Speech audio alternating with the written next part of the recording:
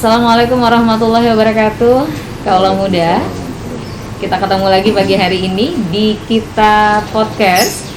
Dan hari ini kita bakal ngomongin seberapa besar sih nanti partisipasi masyarakat Kota Bontang pada Pilkada 2020 di tengah pandemi COVID-19. Hari ini sudah kehadiran Ketua KPU Kota Bontang. Selamat pagi Pak. Alhamdulillah. Sehat ya Pak ya? Sehat, selamat pagi juga. Dan sejatinya hari ini juga kita akan kehadiran Ketua Bawaslu Kota Bontang, tapi kita masih menunggu. Nanti kalau beliau hadir langsung ikut diskusi dan ngobrol-ngobrol santai bareng kita hari ini. Dan oke, terima kasih juga buat Cafe Losari yang sudah memfasilitasi teman-teman untuk bisa ngobrol-ngobrol santai di sini, enak banget. Tantangan terbesar mungkin di pilkada tahun ini tuh kita berada di kondisi yang tidak normal ya Pak ya. Ya. Ada pandemi yang sampai dengan hari ini tak kunjung berakhir. Itu gimana tuh Pak tantangannya sebagai penyelenggara Pak? Ya, ini merupakan sejarah bagi kami penyelenggara bahwa di tengah-tengah kondisi pandemi yang masih membayang sampai sekarang, kami dituntut untuk tetap mensukseskan agenda nasional yakni pemilihan kepala daerah tahun 2020 ini. Namun tentunya bagaimana yang diharapkan oleh KPU ini juga bahwa kita selain bisa mensukseskan pemilihan ini, namun kita juga dituntut untuk sehat. Jadi sehat bukan cuma penyelenggara, tapi juga pemilih. Sehingga ada beberapa hal yang baru terkait dengan di tengah pandemi ini, terkait dengan di TPS nantinya. Ada 12 hal baru yang ada perubahan dibandingkan pada saat pemilu normal TPS. Ya, apa aja tuh Pak? Lebih ke protokol kesehatannya ya? Benar. Jadi dua hal baru itu diantaranya ya, kalau dulunya yang kita kenal C6 sekarang namanya C pemberitahuan, sekarang sudah diatur. Di situ ada waktu kehadiran, waktu kehadiran bagi pemilih untuk data di TPS. Ya, maksud daripada artinya kedatangan pemilih itu supaya mereka tidak berbondong-bondong di sana, karena salah satu hal yang dilakukan untuk tidak terjadinya penularan itu ya dengan tetap mencegah kerumunan. Nah, ya karena itu tadi diatur jadwal kehadiran dan pemilih, termasuk juga tas tangan. Jadi kertas sterilitas itu disiapkan untuk pemilih. Jadi bagi dia sudah selesai hasilnya, dia langsung bisa melepas surat terkalinya. Termasuk juga dengan cuci tangan. Terus ada penyemprotan berkala TPS. Jadi sebelum dilakukan pemungutan, Ketua KPPS menginstruksikan kepada pengamanan TPS dalam minggu 5 untuk melakukan penyemprotan disinfektan. Nah, setelah itu berkalanya ketika dianggap bila kondisi TPS sepi, itu dilakukan lagi penyemprotan, termasuk juga pada saat mau penghitungan. Jadi setelah selesai pemungutan, seluruh perangkat yang ada di TPS itu disterilkan kembali lagi dengan penyemprotan disinfektan, termasuk juga dengan tinta itu kan biasanya ketika pemilih keluar itu kan dicelupkan ya. Nah, ini sekarang ditetesin. Sekarang ditetes. Jadi ada banyak hal yang perubahan yang 12 itu. Ya, termasuk juga menjaga jarak di polling station itu dianjurkan supaya pemilih jangan terlalu lama juga di TPS. Jadi biasanya ketika dia pemilih itu ketika dia sudah menggunakan hak pilihnya, dia masih stay di TPS. Nah, sekarang diarahkan supaya langsung pulang ya. Supaya jangan berkerumun di sana, jangan ngumpul terlalu lama. Jadi memang masyarakat nggak perlu khawatir ya. Iya. Aduh, saya nggak milih deh ini karena akan banyak kerumunan. Terus juga kita tahu angka kasus COVID di Bontang juga lumayan mengkhawatirkan gitu Pak ya. Jadi ada hal khusus nggak sih Pak yang pencegahan lain yang dilakukan untuk semua penyelenggara di tingkat Kota Bontang gitu Pak? Ya, di antaranya selain di TPS itu, jadi seluruh penyelenggara itu dipastikan dulu apakah memang diwajibkan untuk melakukan pemeriksaan kesehatan bagi petugas setoknya di tingkat TPS dengan melakukan rapid test. Iya. Kalau di Bontang sendiri berapa partisipan Pak? Target ini itu berlaku secara nasional. Jadi targetnya sama dengan pada saat target pemilu, angka partisipasi. Jadi tetap di angka 77,5%.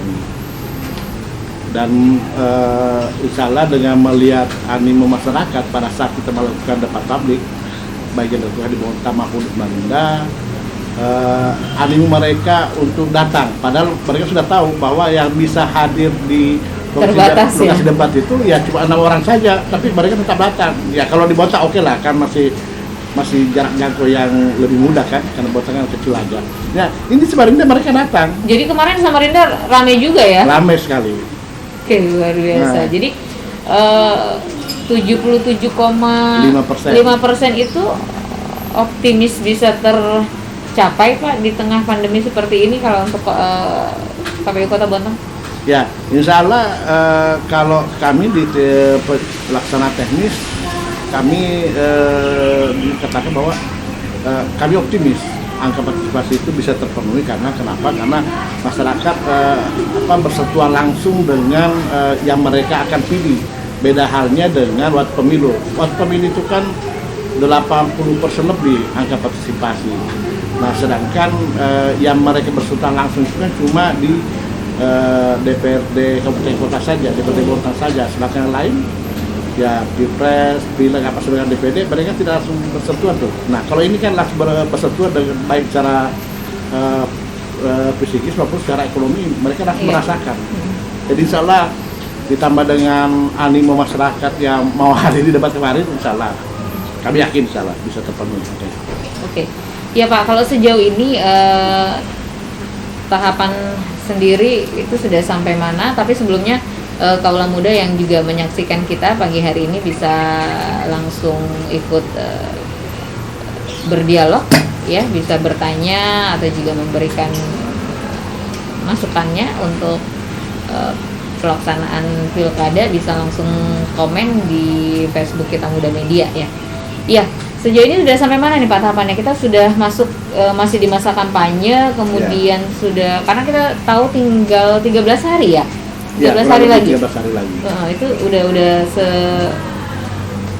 masa tenang nanti seperti apa, itu gimana Pak? Ya, tahapan sekarang sudah beririsan dengan, kan di GP itu kan ada pembagian divisi. Pembagian divisi, tapi bukan memisahkan pembagian divisi.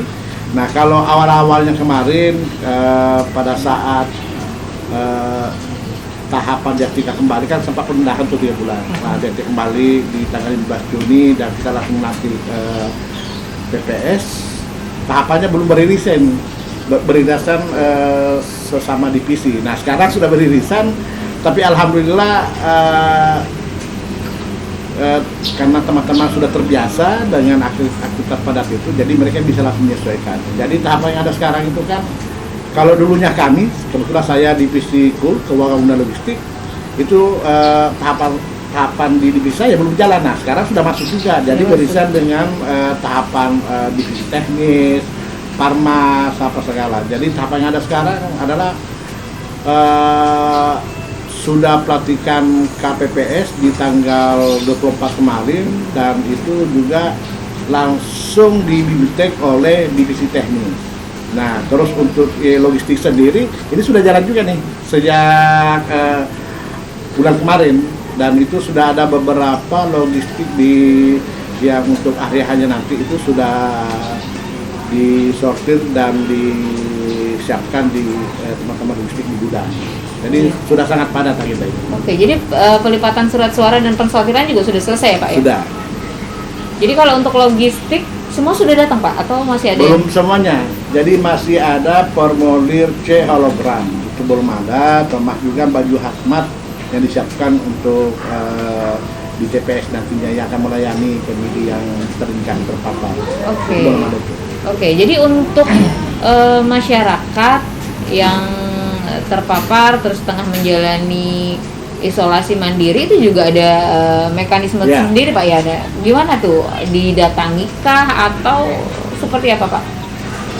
Yang pasti bahwa sebagaimana tagline KPU melayani, maka kami penyelenggara teknis dalam KPU pasti akan memaksimalkan untuk melayani semua pemilih yang berhak menggunakan hak pilihnya, termasuk juga dengan warga yang terindikasi terpapar COVID-19. Jadi itu kita akan maksimal, sehingga dari dasar tersebut KPU sudah menyiapkan baju asma.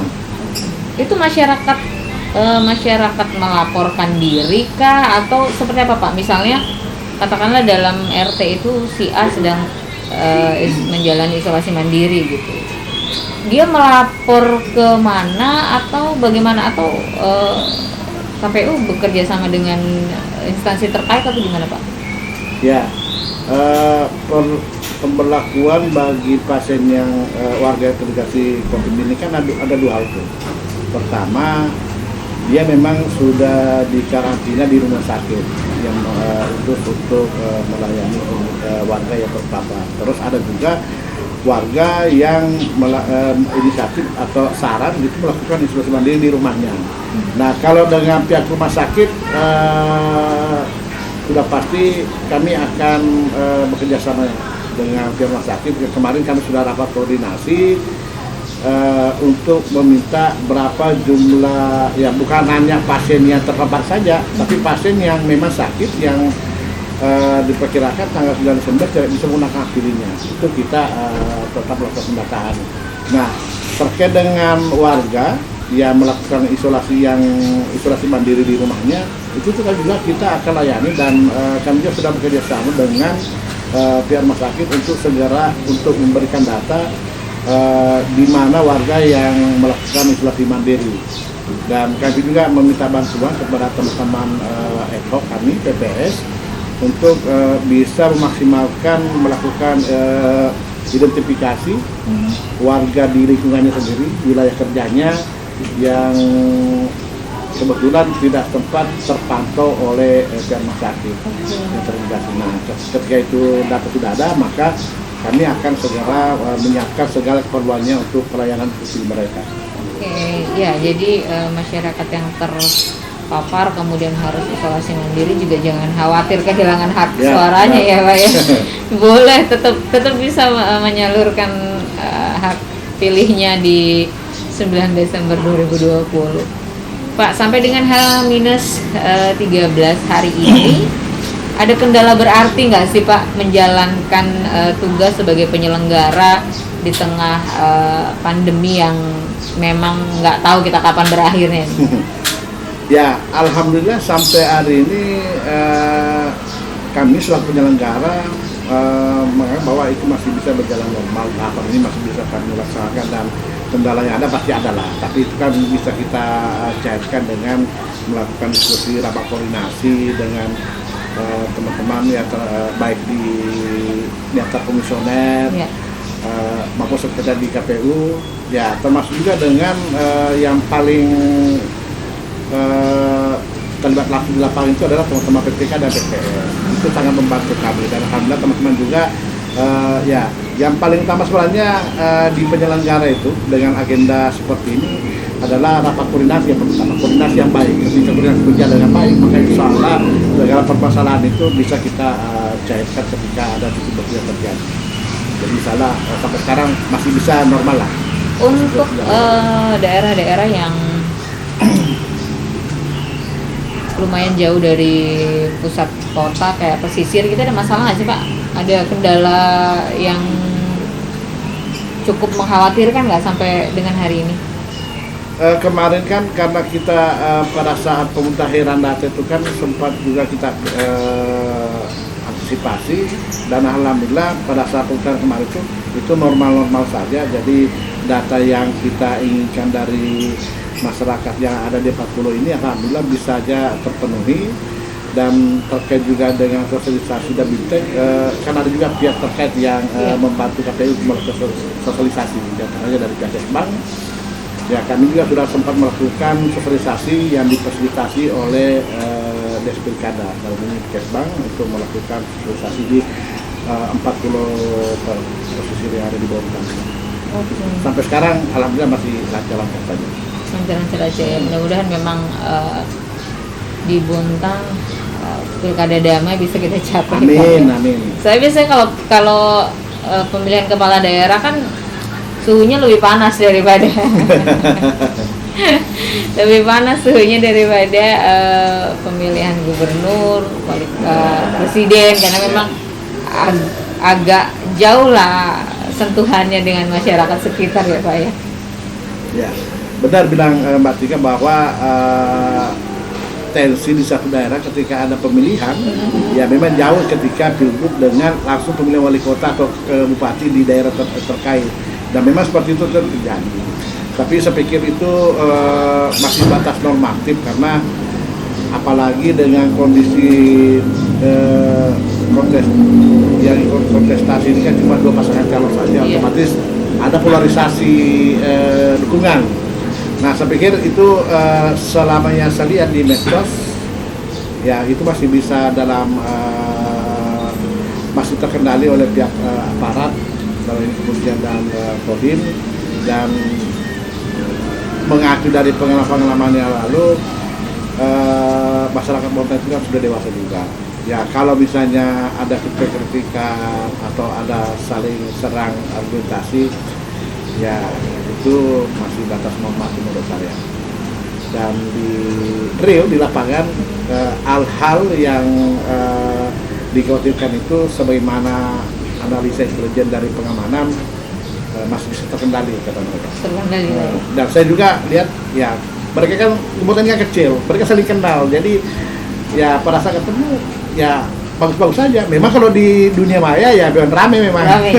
Tapi kalau dibanding dengan kabupaten kota lain, Bontang cenderung kondusif Pak sampai hari ini. Iya, walaupun dari indeks kerawanan Bontang masuk 3 besar, karena 3 besar se-Kaltim. Iya, karena dua calon dan petahana masih petahana yang baca kongsi. Tapi melihat kondisi sampai sekarang, menurut saya masih bagus saja, masih terkendali lah. Oke, Pak, kalau kita merujuk ke pemilihan legislatif kemarin, itu tingkat partisipasi masyarakat kita berapa persen, Pak?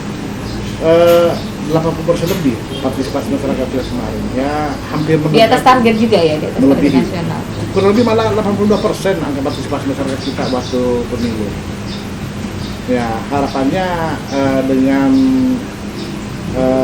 pemilihan ini kan biasanya kan masyarakat itu lebih care lah ketika misalnya pemilihan langsung kepala daerah di daerah masing-masing, karena mereka langsung bersentuhan dengan berbagai macam kepentingan mereka.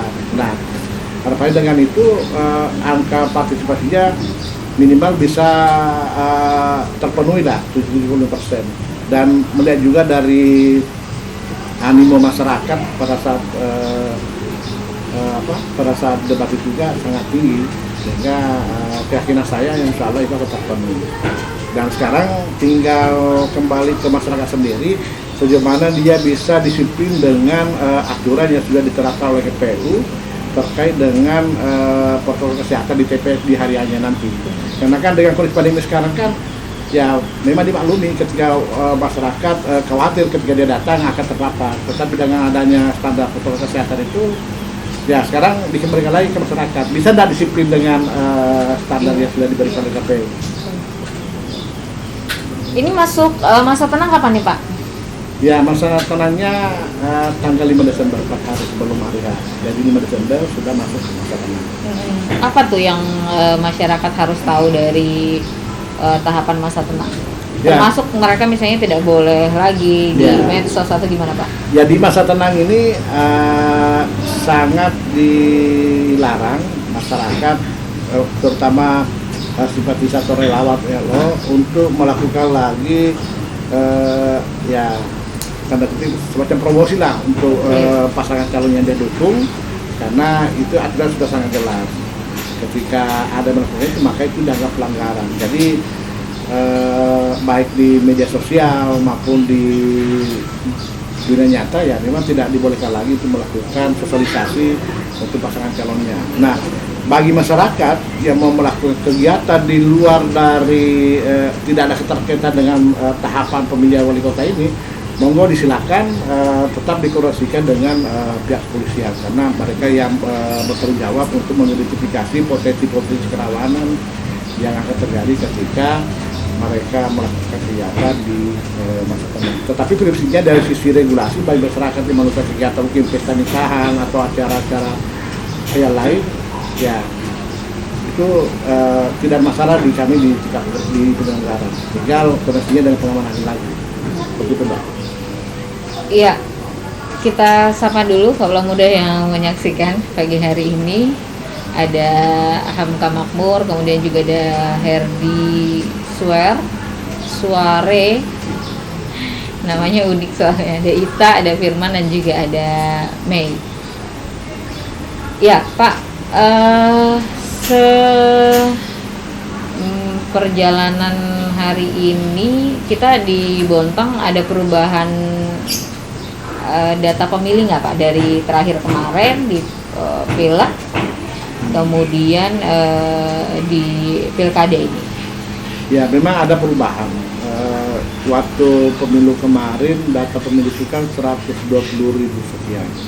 Nah dengan terakhir hasil pemutahiran data dan kita sudah sahkan menjadi DPT itu ada kenaikan 1000-an. Jadi sekarang DPT kita 121.916.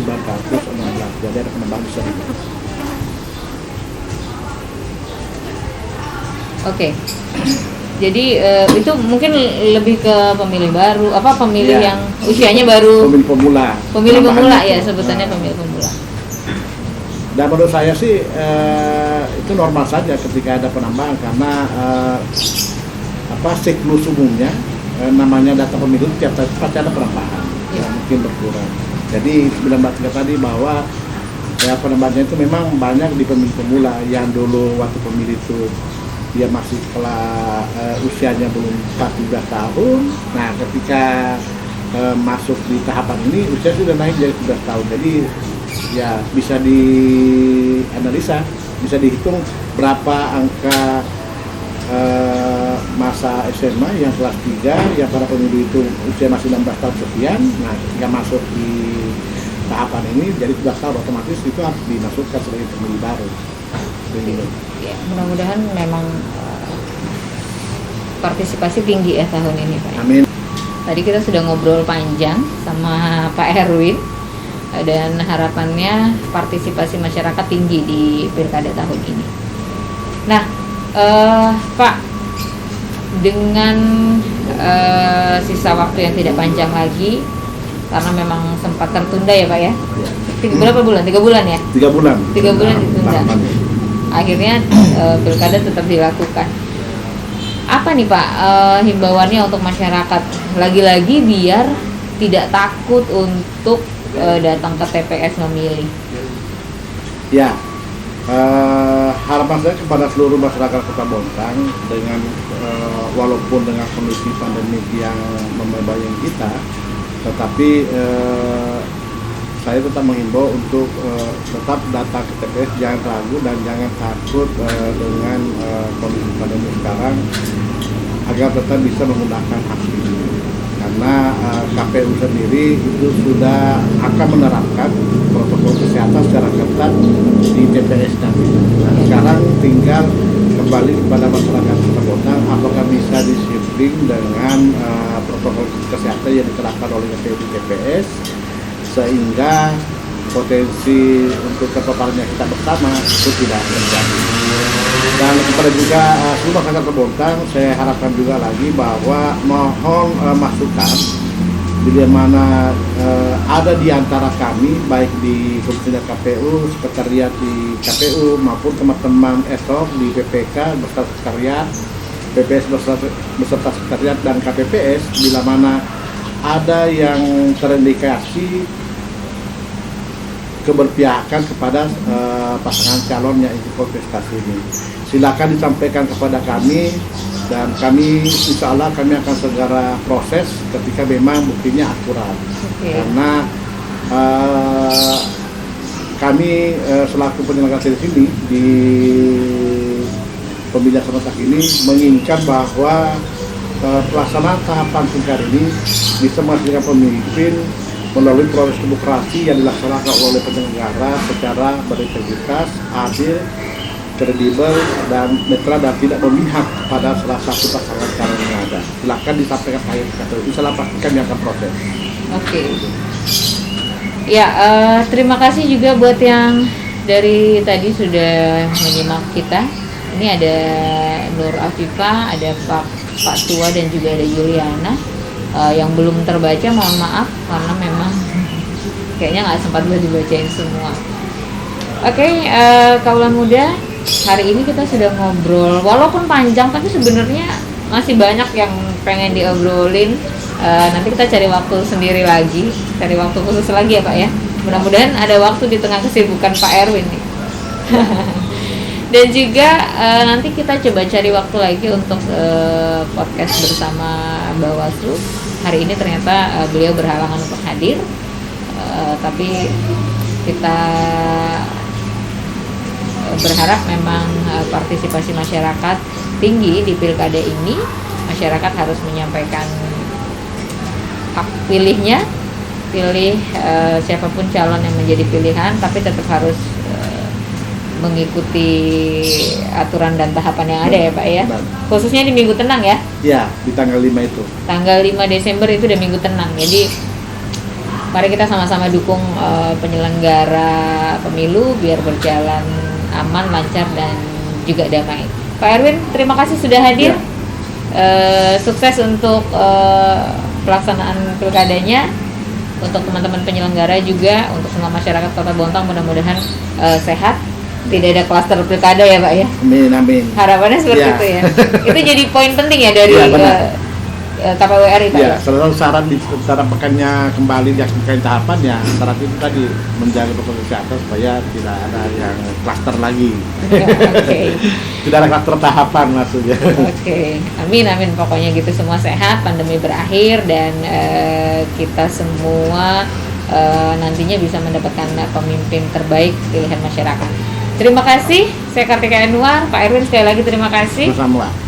Segenap redaksi Kita Muda Media.com juga yang bertugas hari ini mengucapkan terima kasih untuk kaula muda yang sudah stay tune di Facebook Kita Muda Media. Wassalamualaikum warahmatullahi wabarakatuh dan sampai jumpa.